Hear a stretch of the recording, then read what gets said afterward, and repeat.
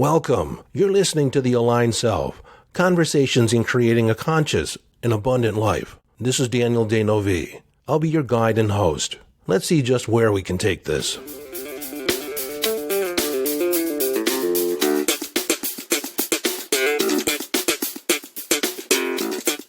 Hello, friend, and welcome back to the second half of this conversation on fear and intuition. How do you define the distinction between the two? Does fear inform intuitive guidance? Now, I do suggest you go back and listen to the previous episode before you listen to this. If you haven't, listen to the first part of this conversation because I start right in the middle of that whole conversation. I just pick up where I left off. But to give you a little preview about what I will talk about in this second half, I will talk about your relationship to fear and how it's propagated inside our environment, inside our culture, and how do you respond to that? How do you maintain your equilibrium? How do you maintain a high vibe state? Now, I do believe that intuitive guidance is one of the skills that's most valuable to cultivate as a human being. In fact, this might be a good time to plug my course, which is inside my membership program, The Vault, and it's called the Intuition Course. And you can find out more about it there at yesdaniel.com. So in this second episode here, I do talk or address a previous listener's question. Alyssa asked, how do you maintain a sense of equilibrium, a sense of balance in the face of fear, in the face of the marketplace? How do you maintain a high vibe state? So I do go a little bit into the pandemic and some of the practices that have put in place and give it an intuitive perspective along with some research that I've followed up with based on my intuitive perspective. But I do tie it all into dealing with fear and doing so with intuitive guidance. And then by the end of it, I do summarize everything that I talked about, the practices that you want to put in place and how to define and delineate the difference between fear and intuition. So without further delay, I'm going to pick up right where I left off in the previous episode. So to come back again, what do you do in the face of fear? You be love. You be love. You be loving. And ask yourself, what's the highest expression here? Highest vibration. And again, just like the fire walk, where's your intention? It's to thrive and get to the other side. It's to thrive as a conscious being, to expand consciousness, to be a source and force of love in the world. And by doing so, you naturally tune in to the frequency of other corresponding thoughts, other corresponding conversations that are out there in the marketplace. See, when you focus on the fear, when you focus on what's going wrong, you're going to attract more of that.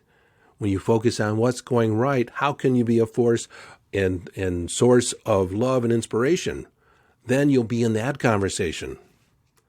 And sometimes when you're in an environment of fear, when everyone around you is yelling, the sky is falling, you may be guided to leave the barnyard. You know, here in Texas, we have 10,000 people moving here every day. From New York, from Colorado, from California, where the laws are a lot more restrictive. But even if you stay where you are, in the context of law of attraction, when you're vibrating and you're tuning into the frequency of love and compassion and your highest expression, then you can create an ecosystem around you. You will attract the right circumstances. You will attract the support that will allow you to thrive. If your intention is to thrive, when everyone else around you is yelling the sky is falling, then you will create the circumstances where you can rise above that conversation because you create your reality.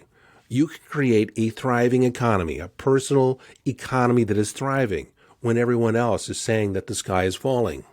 But one, you have to believe that you can.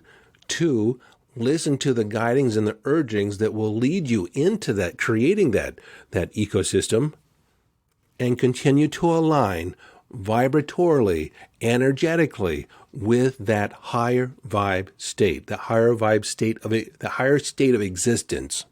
You cannot be party to the conversations around fear. Remember, fear is a call to pay attention. So if there's fear being propagated, start paying attention. What's going on here? So this was a long answer to a short question. Does fear inform intuition? By and large, no. It is a component of the human experience, to be sure. But if fear is coming up, it's usually an indicator. And I say usually because everyone's wired just a little bit differently. But you have to go inside and calibrate and decipher for yourself, what is this coming from? What's being communicated? What is this about? Because if fear does come up, it's not telling you to stop. It may tell you to take a step back and reassess. It's typically not telling you to fold up your tent, pack up your toys, and go home. It's like, what is going on here? There's circumstances here that you need to be conscious of and make a decision. Fear is energy to either run, fight, or take action. And in the context of manifesting, if fear comes up, it's an indicator that you are not in alignment with your intention. You're not aligned. You haven't aligned your emotions with your mind and your actions. You're not congruent in going after or attracting that intention. Now, I know it's difficult to maintain your balance when everyone else around you is saying something else. But if I have one message in all my podcasts is that I want you to become your own inner authority. Live your life from inner signals. Be inner directed. Learn to be your own inner authority. Don't validate yourself from outside sources. I want you to consider them. But in the end, you have the final say. You get to use your own criteria to know how valuable you are, how important your thoughts are. You're not dependent upon other people to validate who you are. And in saying that, you have to realize that it takes a certain something. You have to use your mind. You have to use your conscious awareness, because at the animal level, in the body, you have instinctual awareness of the herd. You're a herd. We are a herd animal. We're a social animal. We're meant to be in groups. We're meant to interact. We're meant to love each other, to be connected to each other. So there is a natural inclination. It's born in us. It's part of our DNA to be connected to others, to be part of the herd, to be part of a community, which, I'm an expert in nonverbal communication. Do you realize that the social distancing, the 6 feet out, on a nonverbal level, indicates that you're a stranger? The social distancing has no basis in fact, no basis in science. It was just suggested. And ask the question, why would someone do that? Well, if I can create distance between you and your fellow man, then you begin to see other people as not connected to you. And if they're wearing masks, then I perceive you as being a potential threat. You're dangerous. If you get too close to me, you're dangerous. You're not common folk. We're not community. No, you're a threat. And then in communication. In communicating, over 93% of the communication is nonverbal. It's not your words. It's what we perceive in the body and facial expressions of the other person. And of that 93%, over 60% are facial cues. And when you hide the mouth and you hide all that aspect, you disengage levels of communication. You actually create more isolation in the population. And when people feel isolated, there's a greater sense that they will rely on the authority in the room or in the marketplace. Well, you can probably tell based on my what I just said about face masks that I'm not a fan. I'm not a fan. Never been a fan. And you see, I also have a background as a hazmat specialist, spill cleanup specialist. Now, I wore a mask when I was cleaning up a spill, but do you know that mask had to be fitted specifically to my face, and that I could not have facial hair, that I could not gain more than 5 pounds? Otherwise, I had to be refitted, and every 6 months, my face mask was fitted to my face, refitted to make sure that it did fit, that it wouldn't allow anything in.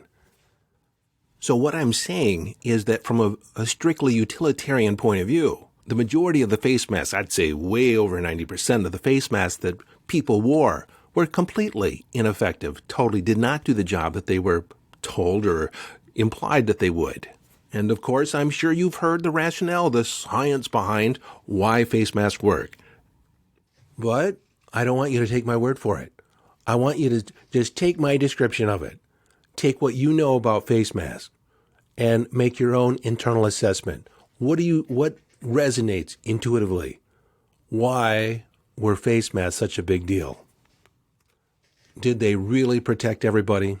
Now, Texas has not had the face mask law for a very long, but isn't it interesting that the CDC lifted the whole face mask mandate the moment the Soviets invaded Ukraine? Suddenly in the news, there was another source of anxiety, another source of fear and unrest, and so we didn't need the face mask anymore. And why one day did you need them? And then the next day, no problem. So check in for yourself. Check in with your intuition. What does your intuition tell you? What is the real deal here? What's the real agenda? Now, here's my recommendation. To tune more into your own intuitive guidance and stop listening to the external fearmongers. Stop listening to network news. Stop reading the paper. Stop looking for the news items on the internet, on the social media. I tell you, if anything of real importance occurs, somebody else is going to tell you about it. And then you can, investigate more. But network news is not a service. It is a business. And if it bleeds, it leads.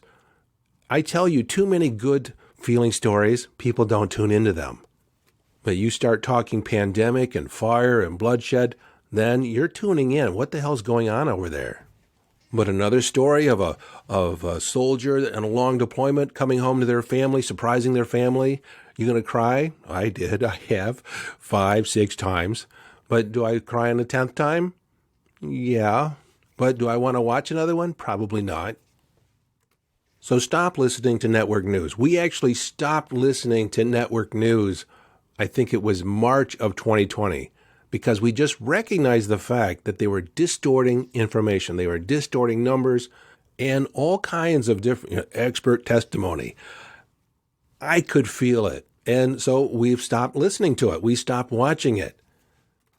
The next recommendation is start feeding your mind positive, uplifting, high vibe information.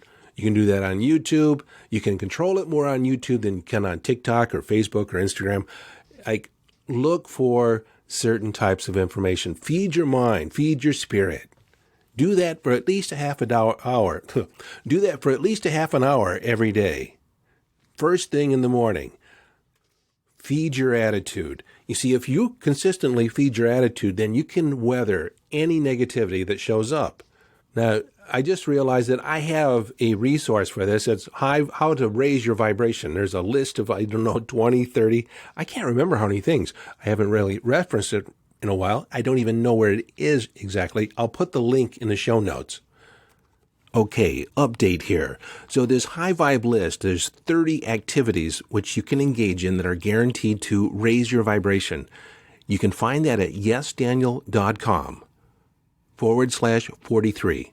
yesdaniel.com/43. And yes, the link will still be in the show notes. The next recommendation, which is on the list, is to meditate. Meditate for at least 5 to 10 minutes every day. Just focus on your breathing or just stand outside and ground. Go barefoot. It's summertime for most of you. And go out barefoot and stand on the ground for 5 minutes. 3 to 5 minutes. You'll begin to feel an immediate release because there's negative ions in the ground. It will discharge any static electricity you're carrying or any positive ions that happen to be free floating. Just go out and ground. So you need to practice every day. And I haven't always been doing this like I've been preaching, but I am a convert. I think somehow I thought I was above it. I just got distracted with other things. But by all means, everyday ground. Every day, do some self-nurturing activity. And when things do come up in the marketplace, in conversation, you'll hear it on the news while you're channel surfing somewhere else. If you hear something that's disturbing to you, and it will feel disturbing, check in with your intuition. Ask yourself, what's really going on here? What intuitively are you picking up? Is it true? Is it false? Does it beg a deeper question? And if you're fairly new or less practiced in checking with your intuition, go for low-hanging fruit. Go for a yes, a no, true, false. Do I ask a deeper question? Is there more information that I need? How does this feel to you? And make sure that you're grounded and centered. You're not in fear. So I have to admit, when I first started this episode, I thought it was going to be relatively short, maybe a 10-minute. How much is there to say about fear and intuition? If there's fear showing up, it's not intuition. But as I went, more started coming through. Could say intuitively was coming through, something more to talk to. I had other associations, and I went on and on. In fact, one more recommendation just popped in my head. Search out and find the book, How to Lie with Statistics. I think you can still find it on Amazon. It's probably been 30 years since it was first published. It's a relatively easy read, but you read that book and the news outlets, the news media, the scientists will not be able to pull one over on you anymore because you'll question everything they say. They talk about a clinical trial. You'll ask, how big was the trial? How long did it go for? When they show you a graph, you'll ask, what is it being compared to? What's the scale? Because visually, it's easy to skew anything. And if you're not familiar with what it's being referenced to or what the scale is, you can easily be misled. Okay, I thought I was going to quit. This one last thing popped in my head. I think it was May 19th, 2020. The CDC changed the reporting system for what COVID cases would be reported. They said, if you're admitted to the hospital, it's going to be automatically assumed you have COVID. And that's how they were going to adjust the numbers. No test required. They were just going to assume if you entered the hospital, you had COVID.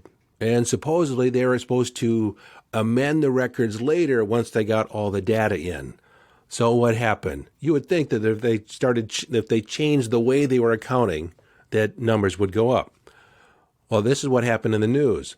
Now, even though we went on a diet from network news, I still recorded local news, and I would fast forward through the program and get to the weather. I checked the 10-day forecast. But even though I was fast forwarding it, I saw the headline: single greatest one-day increase in COVID cases. If my confidence in network news wasn't already suspect, that would have surely did it. Now, they didn't mention, I listened to it, and they didn't mention anything about the CDC changing how they were reporting or requiring hospitals to report cases. And if you didn't know that the CDC had changed their accounting, you would have said, holy crap, this is getting serious. And unfortunately, most people do not dig below the headline. I've been telling my wife that I need to do a short course on mass hypnosis. And if you don't know yet, if you just started listening, I have been studying hypnosis, or the phenomena of hypnosis, hypnotic suggestion, ever since I was 13 years old. I'm now 63, roughly. So it's been a while.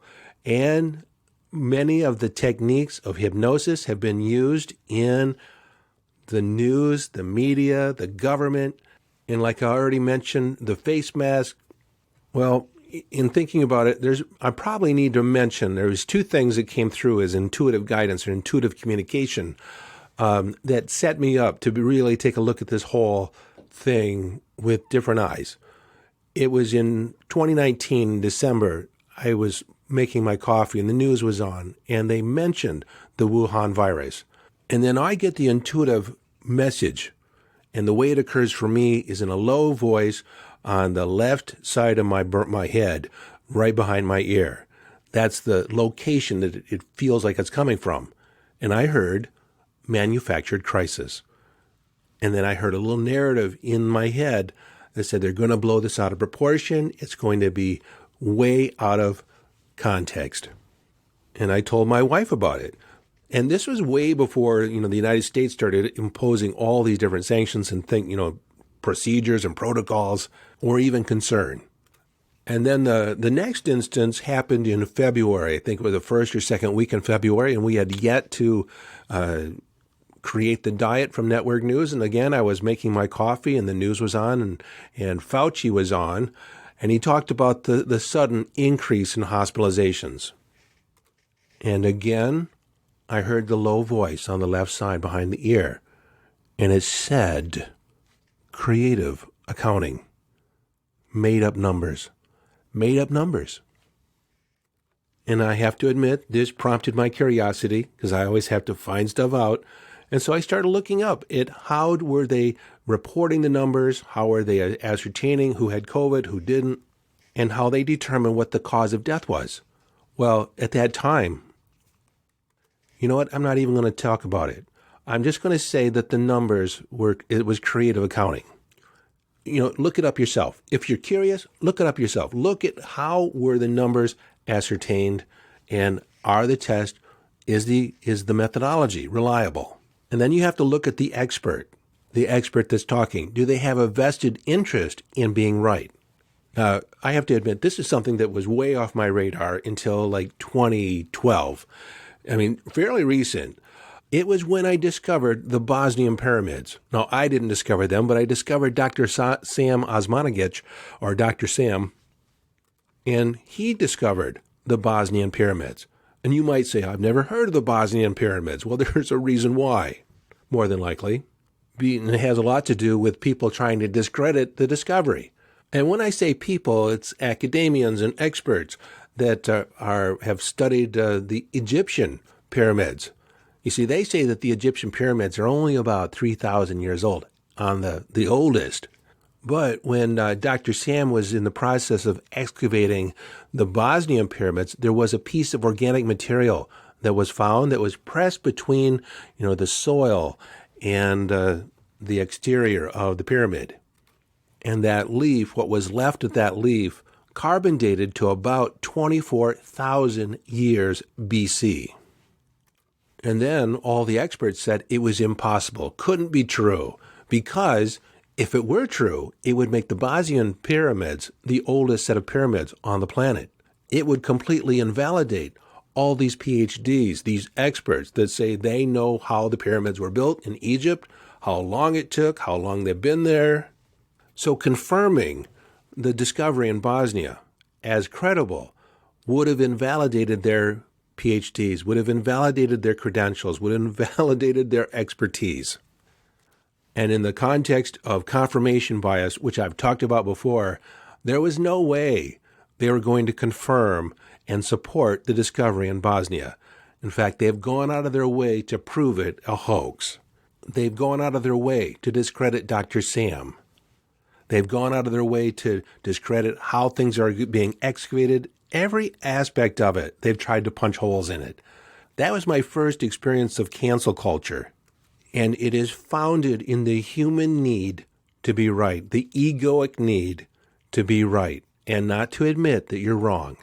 And I could be wrong, but all I have in the end is my intuition. All I have is my own inner signals, my own rational assessment, informed by my intuitive guidance. In summary, if you listen to it this far, kudos to you. I applaud you 100%. So don't allow your fear to inform your intuition. If you feel fear, recognize it as telling you that you're pointing your mind in a direction that is actually preventing you from seeing the truth, seeing your intuitive guidance. So get centered, get grounded, check in. What does your intuition say? What's really going on here? What do I need to be concerned about? And it's helpful if you ask yes and no questions to get started with. And if nothing comes up inside or verbally or in a sensation or feeling, ask for more evidence. Ask for a sign. Ask for you to be led to more information, just like my wife on TikTok or me sometimes on YouTube. Ask the universe to conspire on your behalf and bring you information, bring you an expert, bring you something to expand your awareness. Realizing that the universe is always conspiring to answer your most pressing question, your current question. Intuition is that way too. It will always answer your current question. And that's why you need to check in. What is my point of attraction? What is the question I've been asking? What has been my focus? Next, in face of fear, when fear is presented to you, when fear is all around you, be a source of love. Be a source of enlightenment.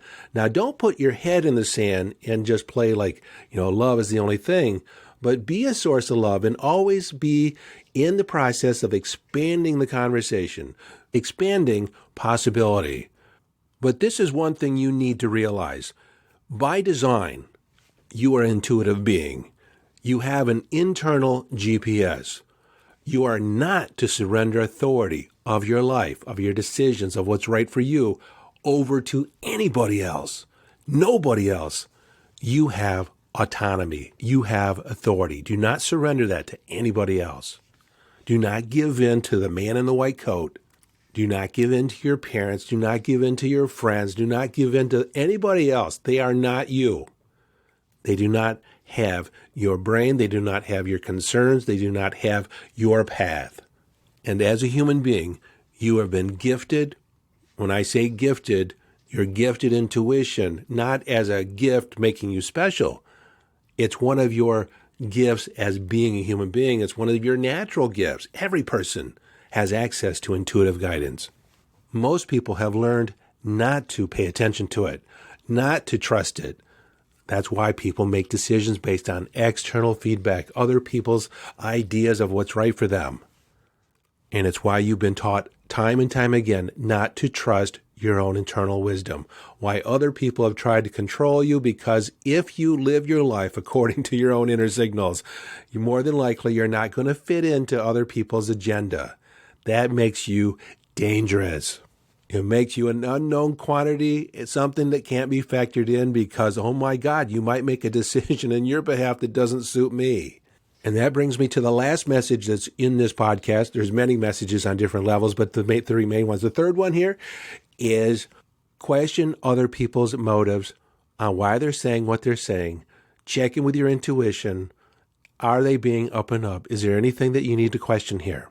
Especially if they're in a position of leadership, especially of governance, because frankly, people do not seek office unless there's some amount of narcissistic tendencies there of power and control. Now, in a few, and it is a few, they are totally servant leaders. They are there because they really want to make a difference. But if they are a career politician, chances are they are there for the power. And more than likely, they have some other agenda that does not benefit you. And that might sound a bit cynical, but it's just been my experience. So I just question it. Like I always ask, what's in it for them? Is this legislation, is this suggestion in alignment with other things that they've done in their history or their career? So again, do not surrender your authority to outside influence. So that's it. I'm done. Until next time, this is your friend and host, Daniel Danovi, urging you to follow your bliss. Live your life from inner signals. Be inner directed as you engage in the epic adventure.